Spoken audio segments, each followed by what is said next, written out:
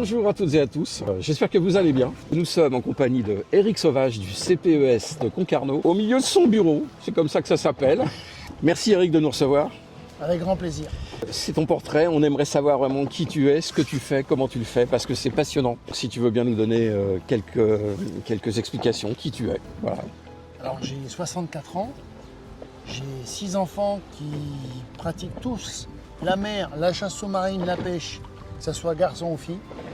Ils sont âgés de 40 ans à 7 ans et dès que je les emmène en mer, ils sont contents. C'est le Donc bonheur. ça me fait un grand plaisir parce que j'ai pu leur transmettre ça. Ouais. Depuis tout jeune, j'ai voulu concrétiser. Mon rêve, c'est d'être en mer le plus souvent possible, sur l'eau et sous l'eau. Je suis de la génération Cousteau, donc ça m'a beaucoup impacté, on va dire. Et étant mauvais élève au collège, je n'avais qu'à tourner la tête sur la gauche pour voir le ciel bleu turquoise, le soleil, cette mer bleue qui m'attendait. Et je savais que c'était là que je finirais. Je le savais au plus profond de moi. Tu as des chromosomes avec Jacques Mayol peut-être, un petit peu, non? Oui, Non, aussi, il doit y avoir quelque chose. Le Grand Bleu a influé aussi sur ma carrière, c'est vrai. C'est pas étonnant.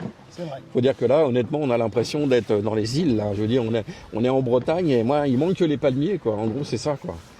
Et La les mer est palmiers, magnifique. ils tiennent pas en Bretagne, il y a trop de vent. Eric, tu as ouvert ce CPES, donc depuis combien d'années? Alors ça fait 20 ans que j'ai ouvert une structure. Alors justement, j'en viens à tes spécialités, parce que tu ne fais pas que de la plongée bouteille, tu fais de la chasse, mais tu fais aussi d'autres choses. Alors ma spécialité, c'est vraiment l'enseignement de la chasse sous-marine, puisque en 2003, j'ai créé cette structure qui est la première en France, structure commerciale, à enseigner la chasse sous-marine. C'est également un centre de plongée traditionnel qui propose des formations plongée bouteille, plongée en apnée. Il y a un magasin donc, qui permet aux gens de s'équiper avec le conseil qui va bien. Bien sûr. Et je fais également de la formation et de la vente sur les appareils électroniques de bord, sondeurs, GPS, radar, qui aujourd'hui devient indispensable quand on veut aller un peu plus loin qu'en bord de côte. Mais alors dis-moi, justement, au niveau de la chasse sous-marine, quelles sont les espèces que l'on peut trouver? Au Glénan, par exemple, j'imagine que c'est très varié. Alors, c'est très varié et surtout, c'est que l'Atlantique procure un terrain avec une prédisposition à l'enseignement de la chasse, puisqu'il n'y a pas de profondeur. C'est l'océan, c'est varié. On peut trouver du lieu jaune dans 5-10 mètres de fond, de taille respectable. Donc c'est 42 accessible centimètres, à des gens sans problème. à beaucoup de monde. On peut trouver des mulets, du bar, de la dorade royale, du rouget, évidemment les crustacés, les araignées, le homard qui se pêche aussi dans quelques mètres d'eau. Oui, bien On sûr. peut trouver aussi des céphalopodes, des sèches, les poulpes.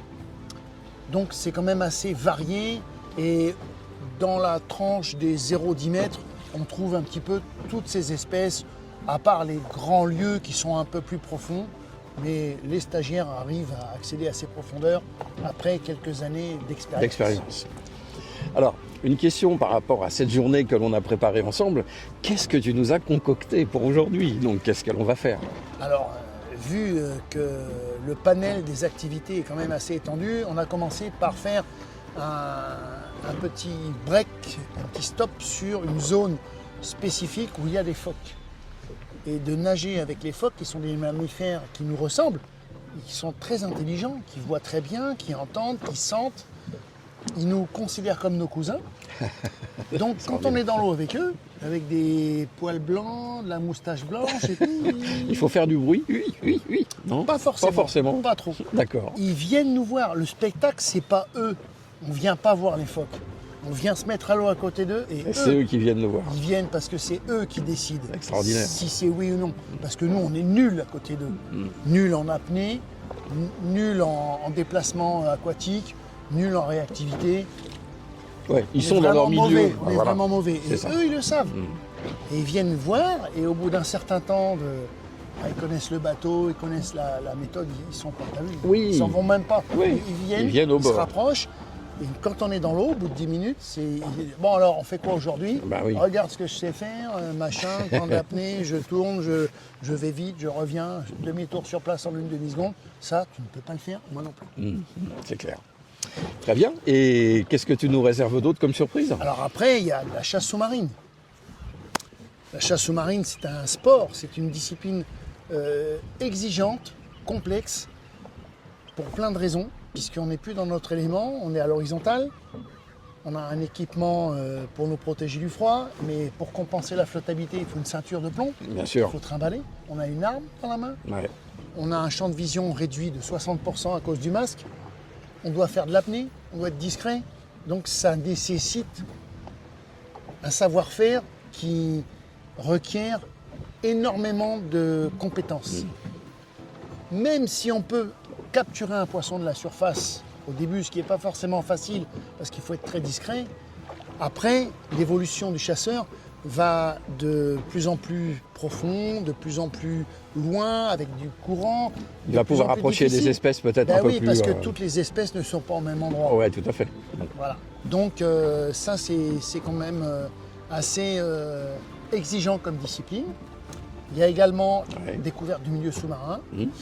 Vous avez pu voir que quand on va dans un fond de 4-5 mètres, à marée haute, on voit des algues de toutes les couleurs, inimaginables. On ne peut pas imaginer qu'il y a ça, ces couleurs-là, cette diversité de couleurs, ce panel, cette mosaïque d'espèces végétales. Ensuite, il y a l'apnée pure, où là, on travaille la profondeur, La le dynamique, respiration, oui, c'est ça. donc la distance, et le statique. Là, c'est le temps. Ouais. Et tout ça, ça requiert également de grandes facultés psychologiques, parce que c'est plus dans la tête que ça se passe que dans Bien sûr. le physique.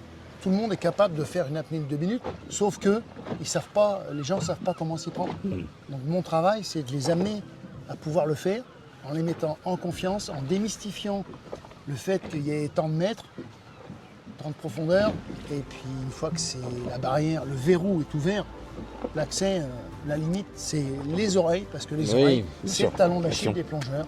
Donc si les oreilles passent, en 1 heure, on peut amener des gens à 20 mètres de fond. Ça dure 40 secondes, un aller-retour à 20 mètres de fond. Et 40 secondes, c'est C'est juste tenable, le oui, tiers bien sûr. d'une apnée maximum que quelqu'un peut faire sans qu'il le sache.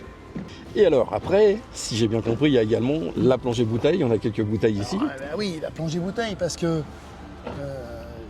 la plongée bouteille qui n'est pas un sport, qui est une discipline. Discipline. On est plutôt contemplatif, mais ça nécessite des qualités techniques plus rigoureuses.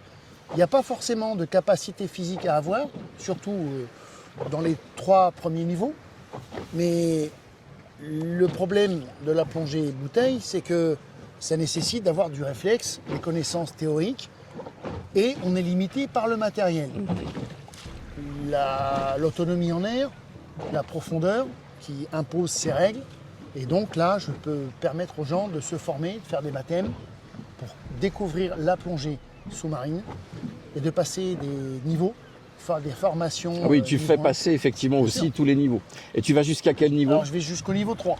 Ah bah, niveau 3, c'est déjà un niveau Ah, bonne c'est compétence. un niveau 3, c'est un plongeur aguerri Ouais. qui peut plonger en autonomie jusqu'à 60 mètres de fond, qui est la limite maximale de plongée à l'air en France. Ouais, je comprends. Donc comme vous avez pu le constater quand même, Éric Sauvage, il nous propose une multitude d'activités. Et sincèrement, quand on voit l'endroit où ça se passe, la gentillesse de l'homme, la compétence, je vous invite tous vraiment à venir le rencontrer. C'est à Concarneau, en face de la ville close. Voilà, on ne peut pas se tromper, le bateau il est jaune. D'ailleurs, tout à l'heure, on a quand même vu des gens qui sont venus m'appeler en me disant il y a un problème. Oui, alors ça c'est vrai que c'est une petite anecdote. Le sauvetage en mer, c'est Oui, quelque oui, chose oui, qui oui. me... Ouais, Je ouais. suis sauveteur, hein, je suis BNSSA. Ouais. Et bien, dès que ça merde en mer, j'aime bien participer. Ben, c'est normal, je veux dire, J'adore. enfin, c'est normal. Pour des gens de mer, Challenge. c'est normal. Ouais, non, mais c'est clair. Et c'est vrai que ça, c'est le petit plus, on va dire, de la journée. Éric, vraiment, je te remercie pour ces informations. Je te remercie surtout pour ton accueil et pour la journée que tu nous fais passer. C'est Mais c'est grâce à magnifique. vous. Oui, mais Vous quand avez même. choisi une belle journée aujourd'hui. Et je vous assure, les amis, il ne faut pas rater ça. Il faut venir dès que vous avez l'occasion. C'est très accessible. Franchement, ne ratez pas ça, c'est quelque chose d'extraordinaire. J'ai même pas envie de rentrer à la maison, c'est pour vous dire. On peut rester, on fait des stages. On fait également des stages de chasse et survie Ouais. où On reste sur place. on reste sur place et on mange ce qu'on pêche. Un grand Génial. merci Eric, un grand merci pour toutes ces infos, un grand merci pour ta gentillesse encore, un grand merci pour cette journée magnifique que tu nous offres. Et puis surtout, les amis, venez nombreux, Eric. Alors, je vais terminer par un petit mot. Oui. Déconnectez-vous Ah oui. complètement Ah oui. et remettez les pieds en mer. Et là, vous allez voir, ça fait du bien à la tête et au corps. Super.